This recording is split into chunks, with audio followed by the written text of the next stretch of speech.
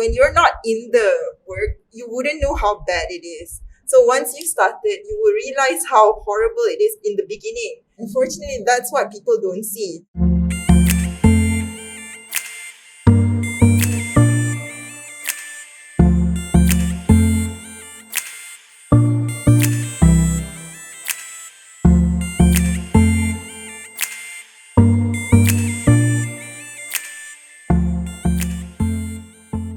My job is one that I chose to do voluntarily and not because of other factors.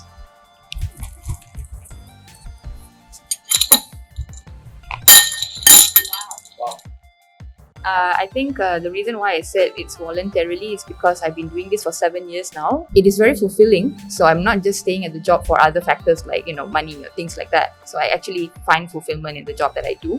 So that's why I've been doing it this long. This has always been my ambition since I was a small girl, and I never thought that I will ever achieve what I have achieved so far, which is like, it's not like the greatest achievement yet, but it's like being able to get to achieve your ambition as a kid is very fulfilling. When I started my career, it was voluntarily and I was kind of excited, but as it goes on, because I've been working for about a year, it's taxing. Sometimes I do think about stopping, but my hands are tight at the moment. I've already devoted a lot of my time and a lot of my life for this job. It's kind of a gambler's fallacy, but I'm going to keep going at the moment. My physical and mental health has not been affected by my job. Alright, so at this stage, it has not. But many of my peers, many of my colleagues suffered in the sense of burnout. Agree and disagree. Yeah, I would say half of this. Because of this work, I regained my confidence. They give me guidance, or I can say is a coach. So they are not only our supervisor, but also coaching.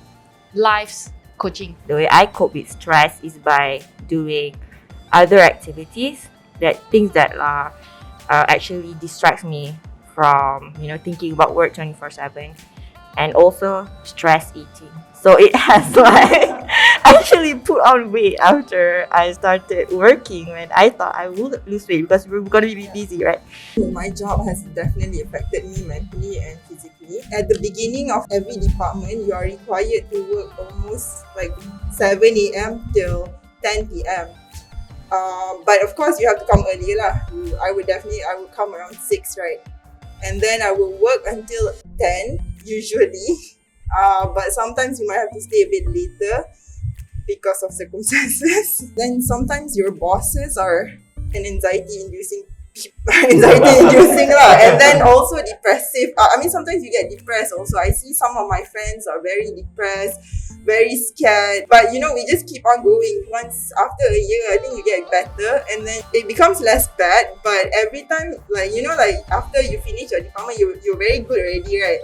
Then you have to move on to a different department, and then you go down like it's a roller coaster, and then it's just tiring. I have enough personal time outside of work to spend time with friends and family. Good weekend. Agree. I think it's our choice. If you choose to work more than you have agreed to work, I think it's all about time management and your own priorities, like how you prioritize. Sometimes you feel guilty for prioritizing other things because you feel responsible to your job, right? It's also about the me time. It's how we plan our timing ahead. For example, in my industry, almost every week we are like running up and down. So definitely there are days which we can choose and plan that, hey, it's time for me to take a break, a me time, which it's very common that people take a retreat, take a step back. So yeah, that's important. For me, it's about like 50-50 I would say. Time management only goes as far as how you manage your time personally. But when you're working in a team, or when the job is broken out into different parts, it is the time management of the entire team. And that's very hard to sync between one another. So you have to adjust to that. At the same time, trying to prioritize your own time, your own schedule. To get that around is quite difficult. And this is not just one particular job you're doing. We have multiple that comes in. So you have different timelines to work with. At the same time, different teams to work with. So time management is very, very hard to implement here. But I think times are changing now with COVID. Post-COVID, because now many of us have moved on to hybrid working hours, work from home, so on and so forth. So sometimes certain people are able to spend more time with the family, but not all industries are generally acceptable to working from home and all the hybrid. I am not afraid of losing my job due to sudden factors like the worldwide pandemic.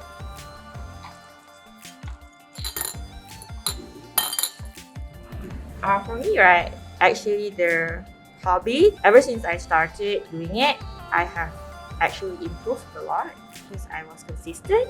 It has become my side income in a way, and for some reason, it has brought me to a point where I feel like, wow, I'm actually very happy. I have something to hold on to if I were to lose my job. The reason why I agree is because I think it's two reasons. One is the field itself. I would consider my field to be an essential field. Secondly, it would be also due to my organization. It has the resources to withstand these current tough times. In regards to my industry in particular, many graduates churned out year in, year out. One point in time, during there was that whole MKN classification, whether we are essential services or not. There was the first half where we were classified as not essential. And then somehow we were, I think, the seniors of the industry sort of rebutted and say, that many things can't go on without our services. So then we were, of course, classified as essential. But in regards to personnel of that essential service, very replaceable. Some people, they are willing to take a pay cut, in order to secure the job. But some people can't, because some people have commitments. They have rice bowls to fill, they have, families and so on to support commitments. Am I afraid that, I might lose a job? Definitely. My education is an important factor to the success of my job.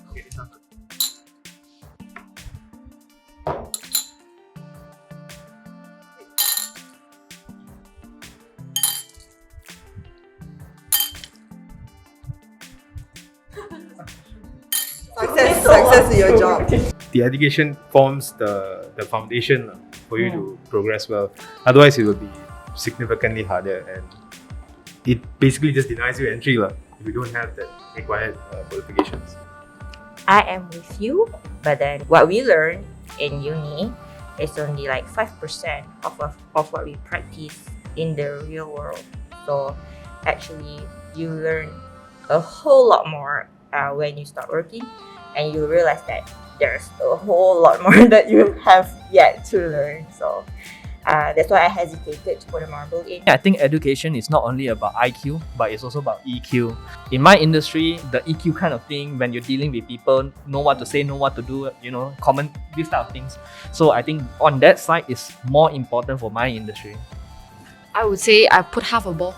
Because from what we study and what we normally is, we study in college or even in high school, might not be implementing to our career. Or even is implementing, we given back to the teachers already. I'm sorry to my teachers. The other side is the soft skill. How can we communicate to persons? How do we solve the problems? From a general point of view, yes, the education gives you credibility to get your foot into the door. That's about it. I'm talking from my personal field. And then after that, I think it comes back to what do you define as success, because everybody's career trajectory is different and success is measured differently. So for my job, there isn't really a very clear multi-step ladder to climb. So in terms of my job, how I would define success, being able to have a very good rapport, very a successful relationship with the clients that I'm facing every day.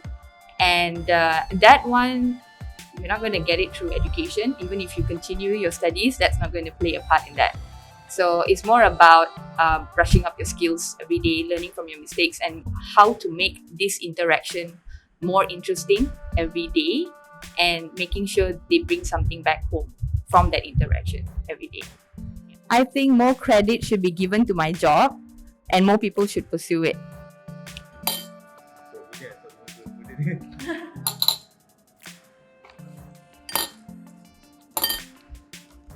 This is so hard for you. Put one beside, just to show that 50-50.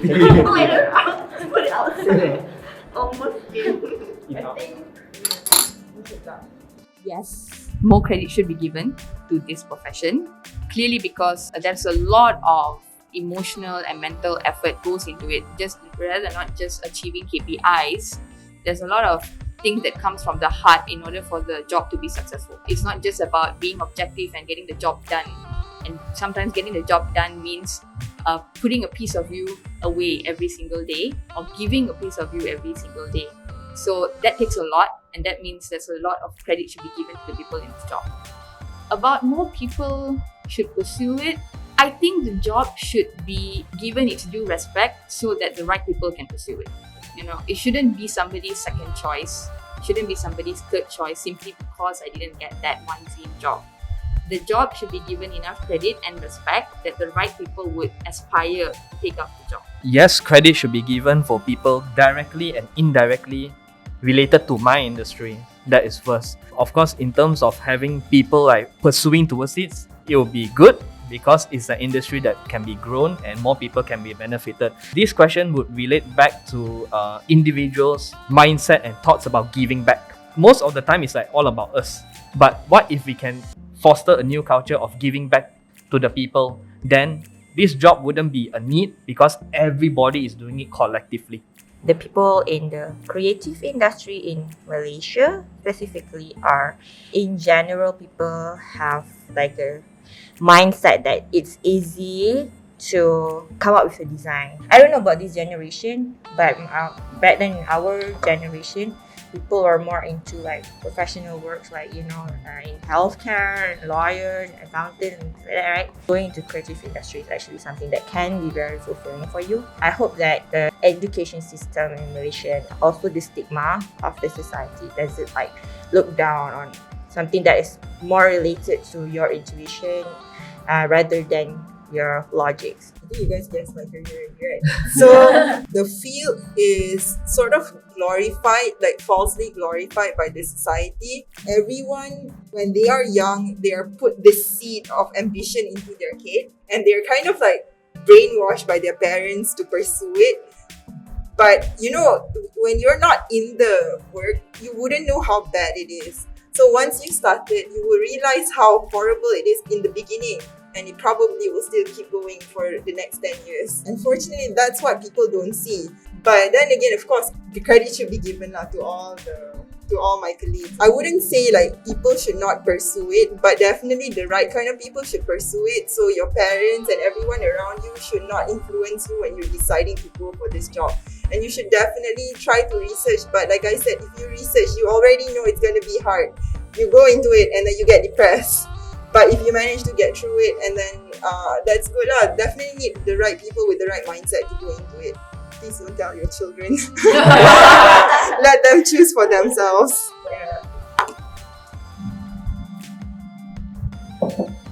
This is a statement. See if you agree or not. I believe that I have made an impact through my work.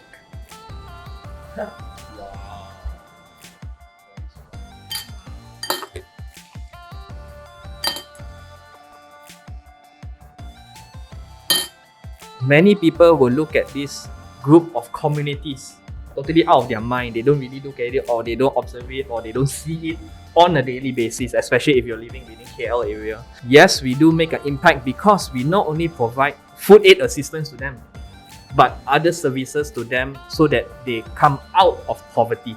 My job actually it how do I say it without revealing what I do?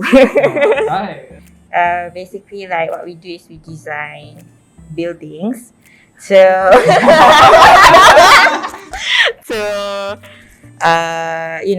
actually what we do is, besides designing building, we also design for the society. And what we do is we study societal needs and what women needs, what the users needs are, and our client at the end of the day is the user. So you have to make sure that everything is correct. You must make sure that what you design, what you have, doesn't crumble and harm others. Since you're sharing, I think I share mine. Yeah. So everybody can somewhat guess what industry I am. You're like some kind of political things like or AIDS. Are you Halfway there. Bingo. So yes, I'm in the NGO industry. The community that we benefit is the homeless, urban poor, and the orang asli. Urban poor referring to senior citizen, disabled, single parents, single parents with many dependents. So when people think about NGO, it's about volunteering, donating, providing food service to these people. But the question is, how do we reduce homelessness or poverty? So we not only provide food, but we also provide other services. Job, shelter, vaccination, medical, reunite with our home, and other ideas and projects that we run. The we that I'm referring to here is the volunteers, sponsors, and also the staff nationwide, that we all work together collectively to benefit the community that we're helping. So that's why for us, we do make a huge impact because we are reducing them off poverty. Yep. Thank you. Personally, I don't think I make an impact much because I am disposable, so anyone can replace me. But definitely, my job definitely makes an impact in a lot of people's lives. From families, community, like this whole organization definitely makes an impact for our country lah. As a person, like you can definitely impact a family with the way you say things, with how you conduct yourself, and with how you do your job. Definitely can impact someone's life directly. But then I didn't put a marble in because I think I'm a disposable servant. Okay. Lecturer. Oh wow. Oops, she said something about teacher just now. I am automatically given more respect by strangers because of my job title. Fine. 50-50 lah. No, 50-50 lah. Okay lah. I am an architect. I get the impression that people are actually quite impressed by it when it sounds fancy, but like everyone in this room, like they don't know what we have to go through, how unglamorous it is at times. So The fact that, I feel everyone should be given due respect regardless of what, which is why I thought it was super interesting that we got to know each other without the job being the forefront of our conversation, as in the title. So yeah, I think that's the main thing we need to think about, like why respect me only after knowing my job title. I agree with Tammy on this 100%. Because you respect me for the job, but I can be a horrible person in the job in itself. And I can be a horrible person, but you just respect me for my job. It doesn't make sense to me, at least. So. Yeah, I agree with Tammy also. But my job will lead to people might don't understand my job. Because I need to take care of a lot of things of one person's portfolio, like I can say. So people might not understand, and also there might be misunderstanding of what I'm doing. So I have to re-explain again for each of my clients. Whenever they have already figured out, then they will say, okay, I get some value from there. I get benefited. Then only the person they know, they will only respect lah. Yeah. my job is able to help me attain the lifestyle that I want.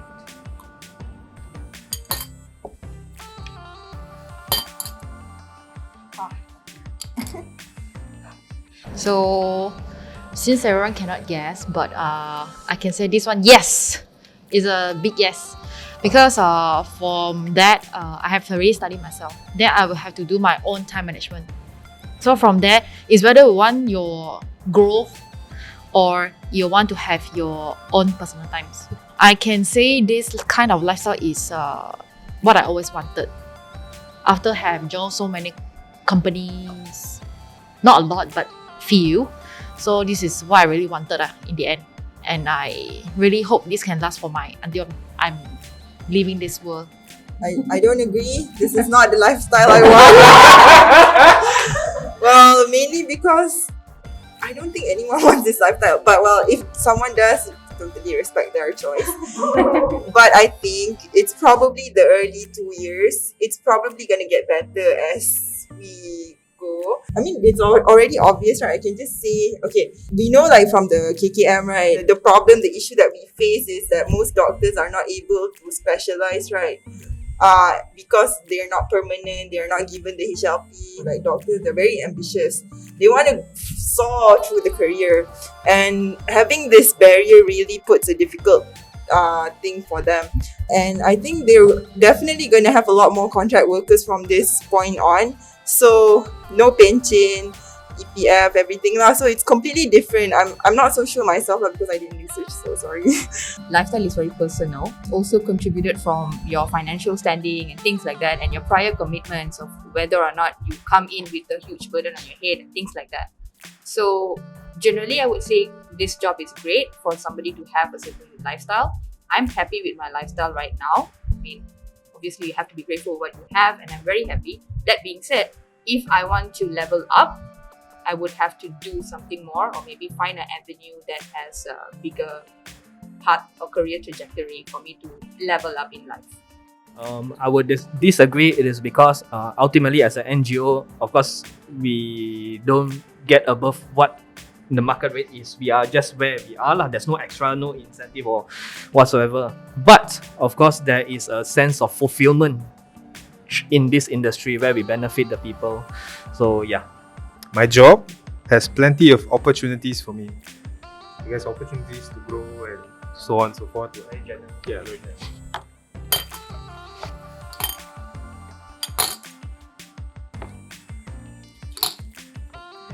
Yes, my job has a lot of opportunities is because ultimately as an NGO, we don't wear one hat, we wear multiple hats.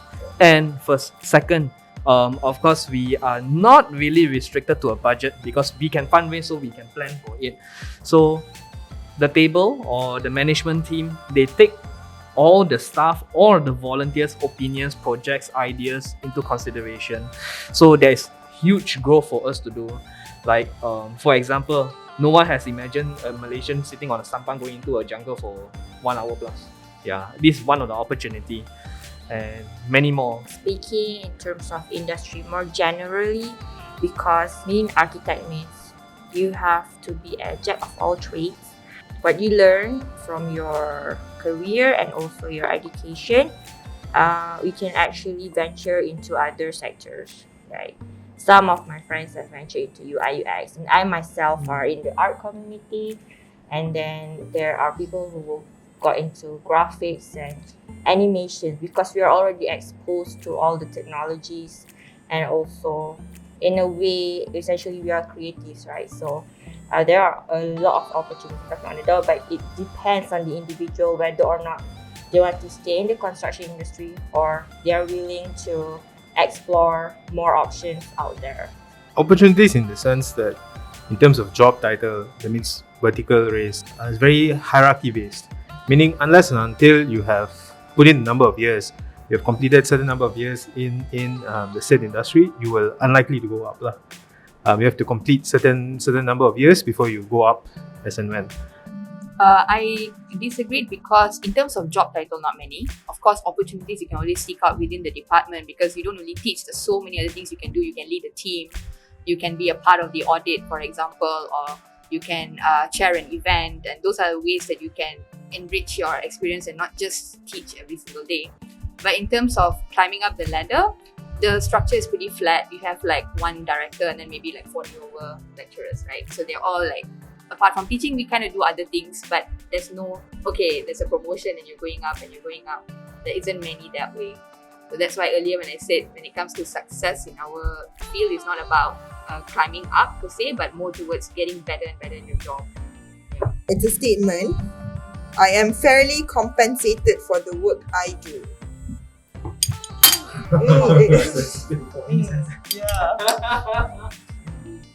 Half. We outside. Who put this outside? You? Yeah, that's a Yeah.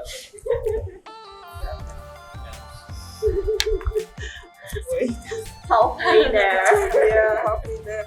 Compensation, we are paid not handsomely but okayly, like for your lifestyle. You know, like it's sufficient for me, and I think it's sufficient for most people as well. Personally, I think I'm fairly compensated with my current lifestyle. Compensated fully is depends on yourself. I can say how hard work you are, then definitely you get what you deserve. In the architecture profession, I think it's quite hard to say. It depends on what firm you're working for.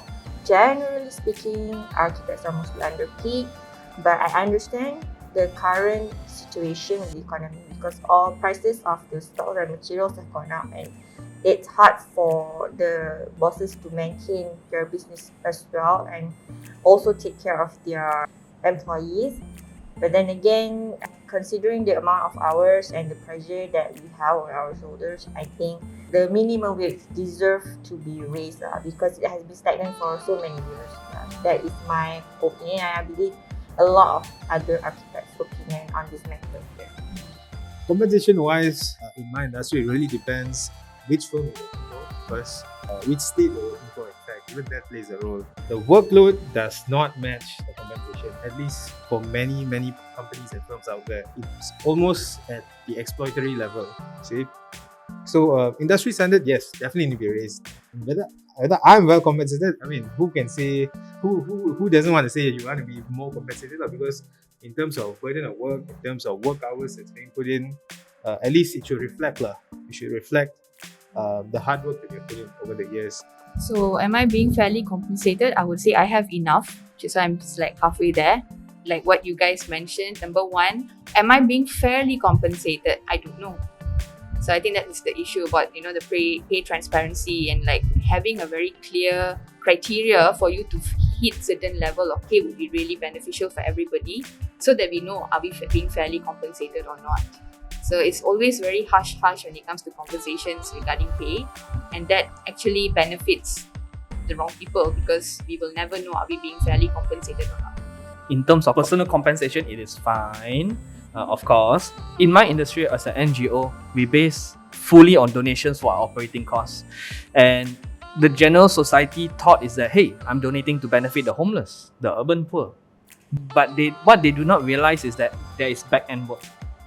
There's a staff, there's the office, there's the rental, there's the logistics, so on and so forth. So, yes, as an NGO, we struggle in terms of requesting donation for that, but it'll be good for the society to understand that, hey, there is also a back-end work. Because ultimately, when we benefit, the database that we benefit is growing.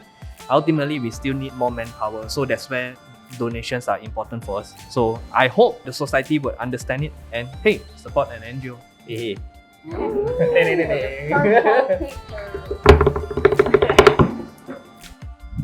I feel appreciated for the work that I do.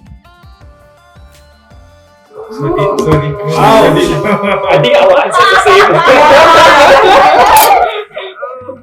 Appreciated. Empty the whole thing. It's hard. Yeah, it is hard. Very difficult. I'll put outside lah. Same. Like, not sure. So what do I feel appreciated is because whenever we are going to one-on-one customers, we're going on a one-to-one session. It's a very, very private session because whatever information they give is very, very private, and we cannot disclose it publicly because many people, they would not know their financial condition is okay or not. Many people would think, oh, I think I can manage my money. I think my cash flows is okay. But in deep thought, or whenever we do it some calculations and we do it some statistics, actually not. So the person have to face it. This is the reality. So definitely in the end of sessions, I would ask for opinions. Like, how do you feel for overall the sessions? But what I've heard about is, I really appreciated your work. Now I only know my conditions like this. So this is what I feel, and gain more confidence from each client's of feedbacks, whether it's good or bad. So I'm glad to hear my clients' feedback. Yeah. I think more than anything, I get a lot of appreciation from my students, and I feel very touched every single time they go above and beyond. Like, for example, planning for a surprise birthday party, or once the academic year is over and they send you a very heartfelt message about how they felt and how it was a pleasure to be learning from me and things like that. So I receive that on a yearly basis, and I think that's one of the main reasons that keeps me going. It does give us satisfaction when you work for the right company, when your superiors appreciate the work that you do. I think and you also know that you've given your best to your task, I think that is fulfilling enough for me. People don't show their appreciation to you much. Even your bosses, people above you, sometimes your colleagues don't show their appreciation. But you're doing this job not for the appreciation. But patients do show appreciation, and that is quite, I don't know how to say it, but like fulfilling, satisfactory. It's a very difficult job with a lot of different patients and a lot of different demeanor that you have to deal with. I would say quite underappreciated lah, but when someone does show appreciation, it's very, very fulfilling. From my little time in the industry, the appreciations I get from the clients definitely goes a long way in making you feel that whatever that you went through in putting out that work is worthwhile. And then, of course, appreciation from the employees and bosses goes a long way. So I'm grateful for the places I've been. A conducive environment has been there, good working colleagues. Bosses who don't appreciate your hard work only dampens the entire mood. And then the work to put out is as equivalent to that. But this is, of course, my personal view.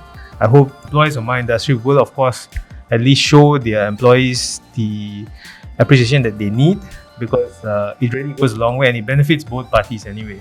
I think it will be 50-50. It is because on one side of the coin, we don't get appreciated. It is because they do not understand the hard work and the back end work that we put in. So they wouldn't understand that. It's fine, with all due respect. But of course, on the other side of the coin, whether it's volunteers, sponsors, or the families that we benefit, they understand it's tough to fundraise, it's difficult, it's challenging. But whenever we deliver the food, whenever we give them hope, we do something for them, even though it just say, terima kasih, thank you, you can see from their emotional expression, their facial expression is there. So yeah, to a certain point, we also do feel appreciated.